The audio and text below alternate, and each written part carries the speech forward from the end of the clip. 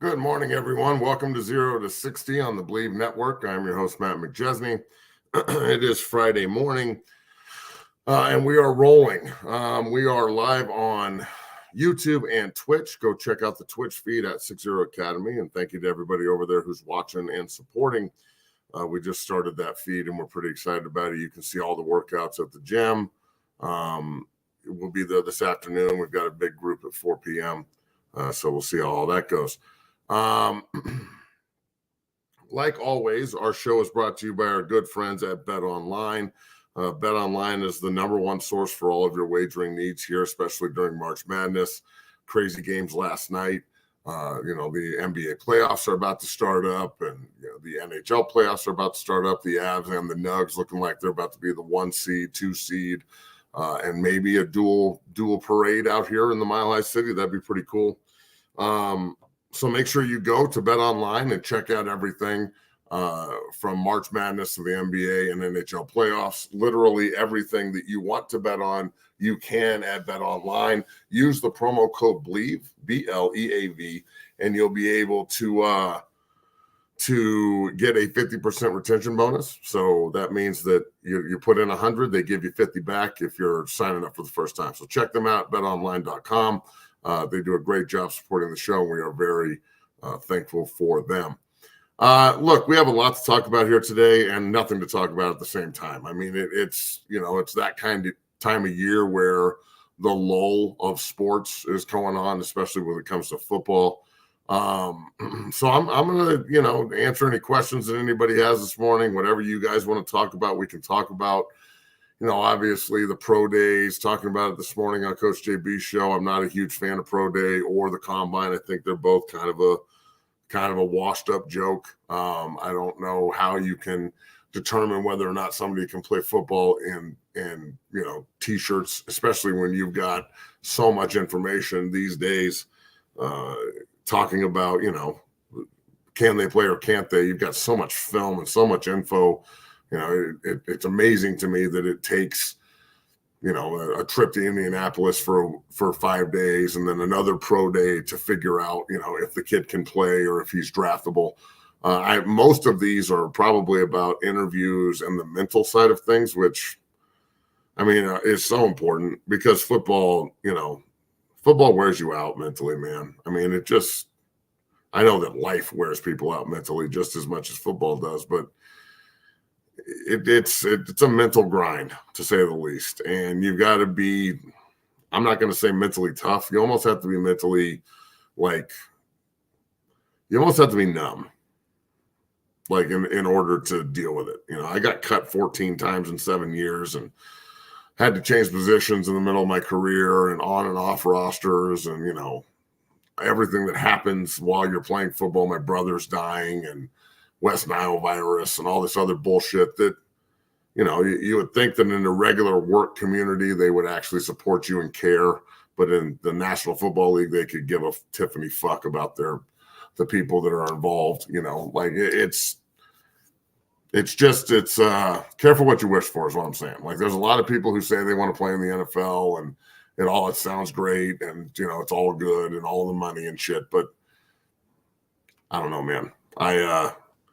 I think it's pretty cool on Sundays and shit, but it's there's part of it that is just wearing me out, and it's kind of what it is. So, the combine and the pro days, you can take with them what you want. I think that if you're going to look at a specific kid or a specific player, then okay, that makes sense. But if it's just 100 fucking dudes out there chewing on pens and acting like they're doing something that day, it's a big jerk off session. And I didn't like it when I was playing. I didn't like it when I was training guys for it. I thought it was all very disingenuous and, it's fucking scumbag central as well. This year specifically, man, the amount of people that I tried to help, and then in turn, I was either fucked over by the agent or the trainer that I'm trying to do business with. It's astounding how these people can still do business and look at themselves in the mirror. But that's what this is. It's what football is. It's, a bunch of people who say that they've got character and integrity, but just because you are a character doesn't mean you have it. So you got to deal with that when you walk in. I guess that's everywhere. I guess the majority of people are fucking scumbags, and it just kind of is what it is. So, you've got to figure out that you've got to put yourself first. It's not selfish. There's no really such thing as team anymore. You're part of a team, and you want to go out there and give them everything you got when you're signed. But this sports, fortunately or unfortunately, however you want to look at it, it's all about money now. It's all about personal security. From high school kids up, winning and losing is secondary. It's literally all about money, and that, I don't know if that's a good thing or a bad thing. I guess we'll see. So. See here. A couple of comments. What are your thoughts on CU's new O-line? My thoughts on CU's new O-line is they're going to be better than last year. I mean, I don't know how you could be worse. So, and God forbid I say that out loud and everybody gets all pissed off about it. It can't be any worse than they were last year from a coaching perspective and from a playing perspective. But at the same time, that's a good thing, because there's only one way to go. When you're dead last running the football and dead last protecting the passer, and your quarterback is still as highly taught and as highly sought after as Shedeur is, and had such 36 touchdowns and 4 picks, and you can't protect him and you can't run the football. Just imagine what he could do if you can protect him and you can run the football. If you can do those little things, if you can protect the passer at a 50% better clip than you did last year, or you can run the football consistently, I think that it really puts you in a position to be, like play action centric, and put Shedeur and his receivers in a position to be in a lot of one-on-ones. When they know you're running or they know you're throwing the football, it makes it very, very hard to do either. But when they have to guess and they're rotating people up to 8 in the box, 7, 8 in the box, when you're dictating to them rather than them dictating to you, it's so hard to play defense. As a guy who played on that side of the ball for so long, it's really, really difficult to play defense when you've got, the other guys on the offensive side of the ball. When they know what you're doing, it's impossible. So, I think that CU's in a very advantageous position here for the simple fact that they've got so many offensive weapons outside. They've got an elite quarterback. They've got a great running back in Dylan Edwards and some depth there with McCaskill and whoever else they brought in. And now they fortify the front with Seaton and everybody else. And a new offensive line coach with Phil Lodeholt, who I think will do a great job.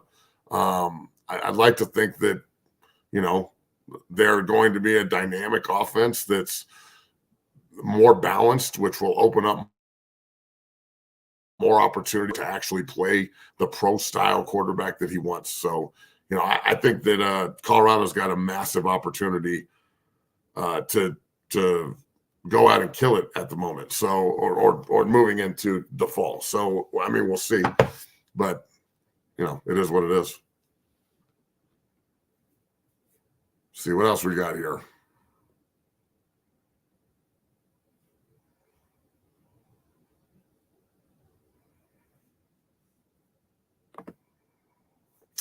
What do you think about the Fisk kid out of FSU? I put Casey Roddick down to Florida State last year. Well, rather, Casey went to Florida State. What did I have to do about it? Nothing. Just some fucking coach. But he raves about this kid. He came from Western Michigan, I think. An absolute stud of a player. Really killed it at his pro day and at the combine. So great. He can run fast. He's a professional athlete. You would hope so. Look, he's an effort first defensive lineman that cares and plays hard. Came from a smaller school, so he's got a huge chip on his shoulder. I think he can be a really dynamic, explosive player at the next level, and his film shows that. It's not necessarily because he ran fast or looked good in underwear. That's not necessarily the reason that he's a good player. But I think he has all the potential in the world to be a really dynamic defensive lineman in the NFL. One of the biggest misconceptions is that size on the defensive line means something. Look at Aaron Donald. I mean, in one of his defensive player of the year years at 3 technique, he was playing at like 270 pounds, but beasting everyone, destroying offensive linemen that are 50, 60 pounds heavier than him. Because it's about strength and leverage, and he had both. So I think that this kid from Florida State can be the same kind of player that an Aaron Donald was to a point. I mean, no one's going to be Aaron Donald. But if you look throughout time, like some of the shorter 3 technique nose tackles are absolutely killers in the trench. John Randall is one of my favorites of all time, not only from an intensity standpoint, but from an overall just ass kicker standpoint on the defensive line. He was special and part of the 6 foot club. I think he was 5'11". So, you got Aaron Donald, who's short, but then you've got a lot of guys that are huge and really good too. So I guess it's all just preference, I guess, and what you want out of your defense. But this kid from Florida State seems to have his shit together. So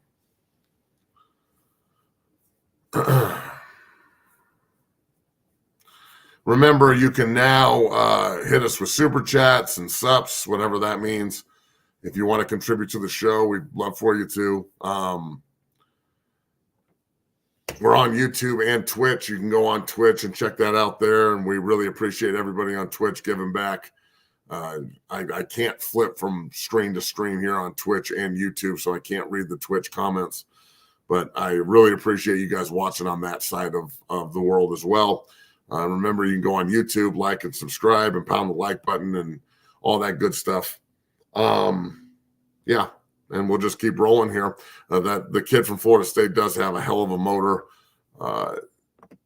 coming from Josh here. I mean, just an absolute stud of a player.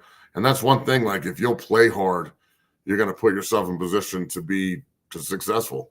And I guess there's a lot of different versions of success out there, but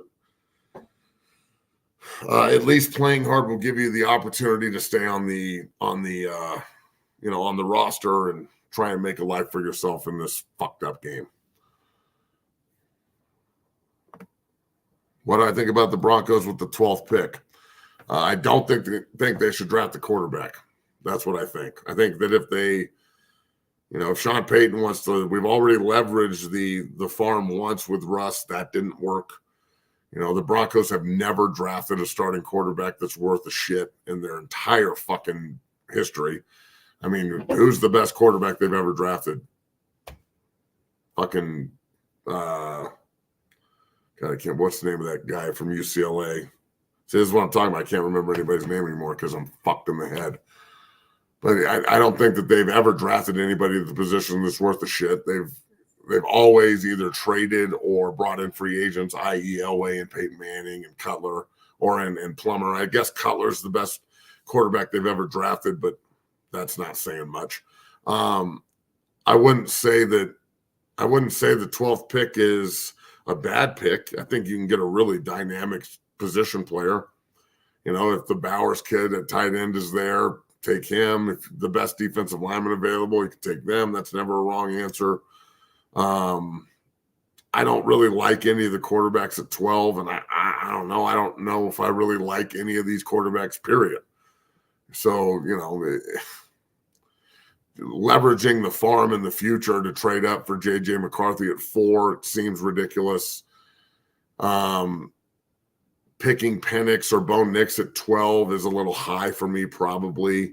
I don't know, man. I personally, and this is biased because I am a Buff and, I like the team and shit. And you guys can fucking come at me however you want when I say this, but I'd prefer the Broncos to just draft the best position player available or trade back, accumulate offensive and defensive line talent in the draft. And then next year, when you're at the top of the draft, because you're going to go 2-15 or whatever, pick the best quarterback available at that point when you can actually make a decision, based on an elite player at the top of the draft and not just somebody in the middle of the first round. And keep in mind that we talked about this on Coach JB's show this morning at length too, but it's not like Mel the Viper Kiper and Todd McShay and all these other fuckboys on ESPN who are talking about the draft are diving deep into the entire, like, minutia of all the players. So, one of the best quarterbacks in the league last year was Purdy, who was Mr. Irrelevant. And, so many of these guys can play. They're just not given an opportunity or things just don't work out, or they're not on some fucking geeks list somewhere. It's the draft is so, as an undrafted guy, the draft has always played out to me. I think that it's ridiculous that they only focus on one round. But at the same time, the fact that all the fans only focus on one round too just makes me realize why they're fans. So, and then you've got people that come out and they're like amazed when like a third, fourth, or fifth rounder balls out. Well, he's a great football player too. He just didn't get, the same blowjob treatment that some of these other guys get. So, it's just what it is. And then again, like and subscribe on YouTube. Please get on Twitch and subscribe. We really appreciate all that. The super chats are open if you want to contribute anything there. I always feel weird saying that, but everybody tells me to do it. So super chats are open. Is Jackson Powers Johnson the real deal at Oregon? Yeah, that kid is a fucking animal. He's a really good run blocker. He's big. He's athletic. I know Dan Lanning well, and he raves about the kid.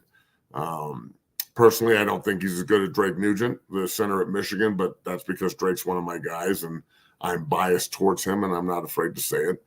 But at the same time, he's a little bit bigger than Drake, and I'm sure he'll go before him in the draft, but a hell of a player out of Oregon, to say the least.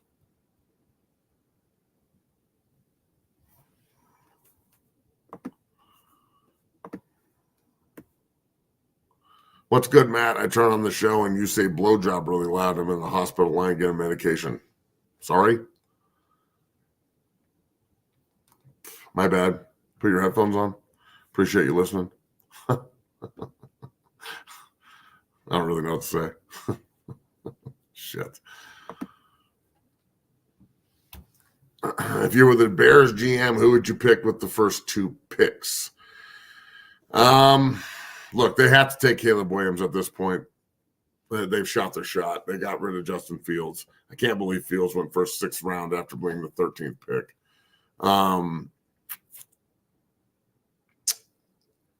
That said, if you're going to take Caleb Williams with the first pick, that next pick, it would be smart to take the best offensive lineman available, the best tackle available. I don't know who that's going to be. It's the alt kid or the kid from Penn State.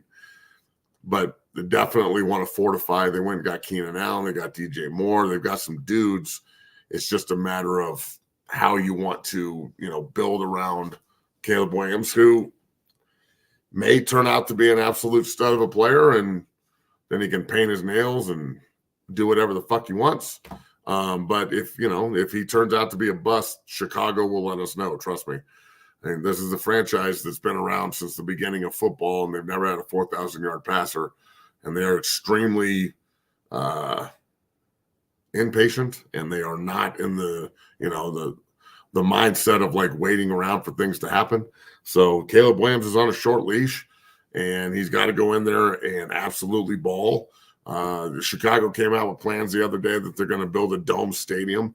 So I hope he's still around in the quarterback when they do that, because he probably excel in that atmosphere instead of trying to play at that old fucked up Windy City, Soldier Field. Soldier Field's iconic and historic, but it's a huge shithole, and we know that. Big thanks to Mike Bundy. Appreciate it. Gil Brandt was a legendary scout. Yes, he was. We appreciate you listening, Mike. You're the man.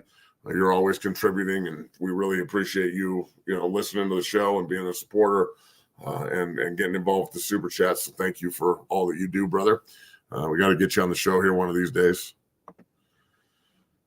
How's Jake Wiley doing in Houston? Jake seems to be doing good. The UCLA thing, I think he would tell you that it didn't really work out the way he thought it was going to, and that is what it is. I think there was some bigger problems there than just that. Obviously the head coach, Chip Kelly, going to be an offensive coordinator somewhere else should tell you all you need to know about the hierarchy at UCLA. I think Deshaun Foster is going to do a great job being an ex-player there, but if you'd rather be an OC at Ohio State rather than a head coach at UCLA, there's something wrong at UCLA, in my opinion. But Houston seems like a good fit for Jake. He's running with the ones, and this is his last year, so he's got a big future in front of him. Jake's a great player at Eagle Crest here in Denver that I've been working with forever, and I didn't have anything to do with it. Jake's just a good player. So again, just some fucking coach. But yeah, I think he'll do a good job. So we'll see.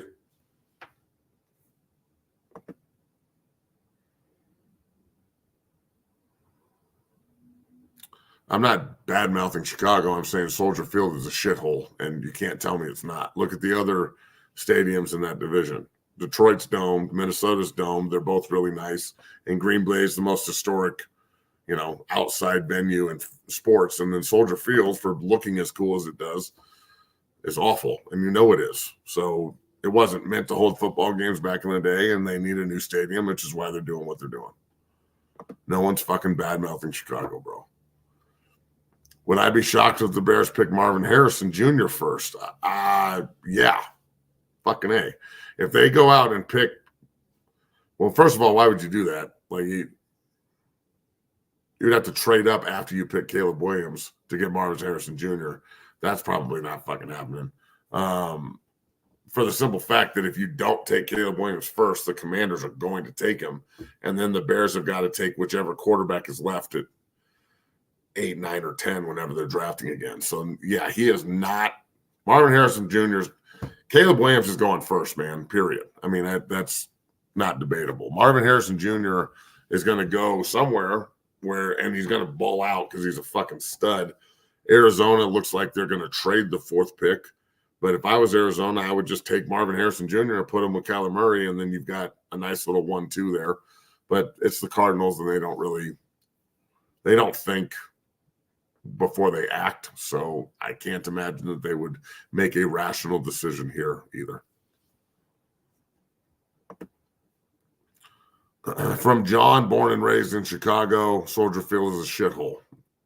Not lying. Place sucks. Really historic. It's just like the Rose Bowl.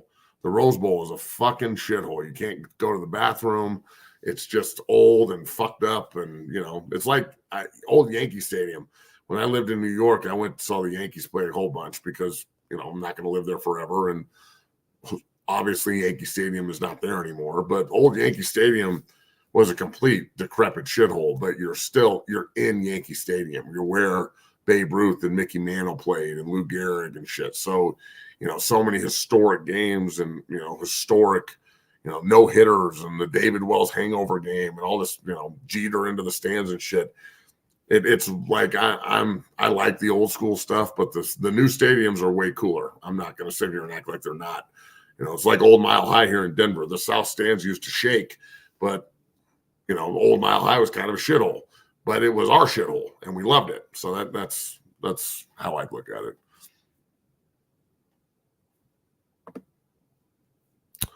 Big Matt, how do you think Joe Alt is going to do? Look, Joe Alt is football legacy. We really appreciate you, Kung Fu Hillbilly. Thanks for commenting and asking a question. Joe Alt, his pops played for the Chiefs forever. He went to Notre Dame as like a 3-star and really grew into this fucking stud of a player, being a player the son of an ex-player. And his daddy helped him a lot getting to this point. I think he's going to be a 12, 15-year absolute fucking stud of an offensive lineman. One of these guys where you can draft and then put him at tackle and then forget about the position forever. Very similar to look at what the Lions did. They have Decker from Ohio State, who they drafted, and he was part of some really shitty teams, but he hasn't left tackle since they drafted him.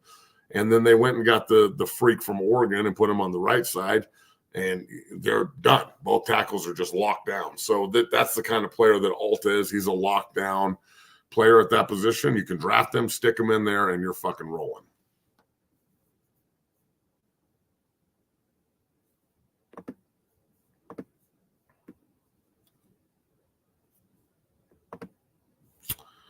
From B.PE, Matt, do you go to every home game at CU? Are you on the sidelines? Do you attend out-of-state games?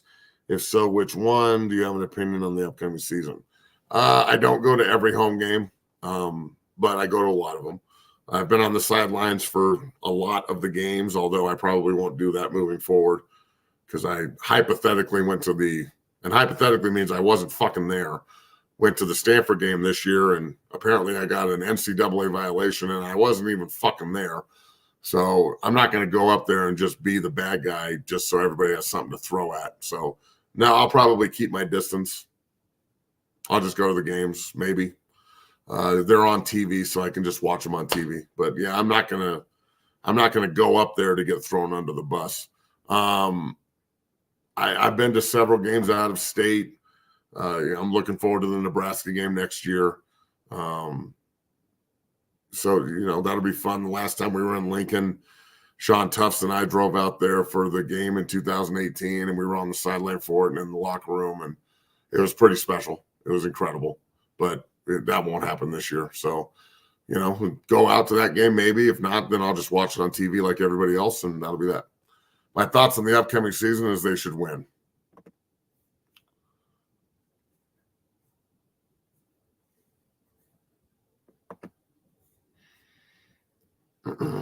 From Mateo Rodriguez, what's your opinion on Pat Schumer being the Buffs OC? And if I didn't say his name right, big fucking deal. Lots of Denver fans hate the hire, but I think people need to be patient and wait and see what he does. CU does have guys that are drafted top 4 or 5. Look, Pat is going to get a lot of shit for being the offensive coordinator in Denver and how awful he was. It's a different situation in Boulder, but I mean, we'll see. With the first overall pick at quarterback potentially, and Shador and a dynamic player in Travis Hunter and Horn and Edwards, and the Jordan Seaton out left tackle and the offensive line looking like they actually have their shit together and they can do what the coaches are asking them to do. Last year, I think the scheme was pretty bad, but on top of that, the players couldn't do what they were being asked to execute. And again, I'm not attacking Colorado when I say that. And I really apologize to all you fucking snowflakes who can't decipher the difference between me just evaluating what I'm looking at and hating on Coach Prime or whatever the fuck you think I'm doing.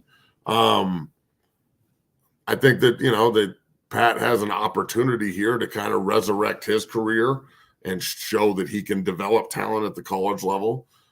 So he can maybe get another NFL job. This is all just a big jump off. Let's be real.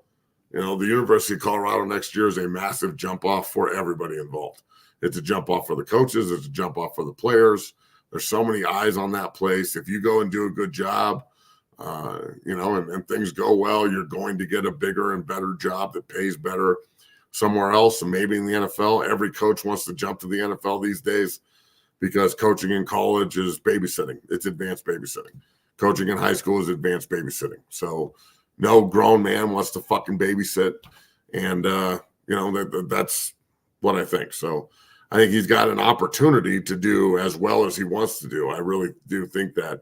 But it's got to be, can we get everybody, including the coach and the head man, including the head man and the quarterback, Shador and Coach Prime, to buy into running the ball at a 40% clip. But again, if you can't do it, then why would they buy into it? So you got to prove in spring, in the summer, in the weight room and on the conditioning field, and then in fall camp, you got to prove that you can actually run the football and then you can do it at a high level and you can be physical inside with your interior 3 and move people, and that you can adjust your protections and you can accommodate on the run at the line of scrimmage where opportunities come up for the other team are allowing you. If the other team that we're playing against is going to stack the box and or run cover 2 and put 2 safeties back because they don't want to get beat over the top, we've got to adjust at the line of scrimmage and walk up there and dictate to the defense rather than just running what's called and, being too afraid to make calls at the line of scrimmage. Good quarterback play is done at the line of scrimmage. So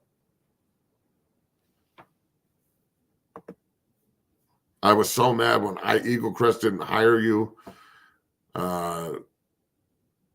Yeah, Eagle Crest never offered me a job, ever. I worked with Bear Miller and Braden Miller and Wiley and Reese and Como and that Kit, both the Weatherby brothers, so many other guys, and they never even, Eagle Crest never tried to give me a job, bro. The coaches fucking in Colorado hate my ass.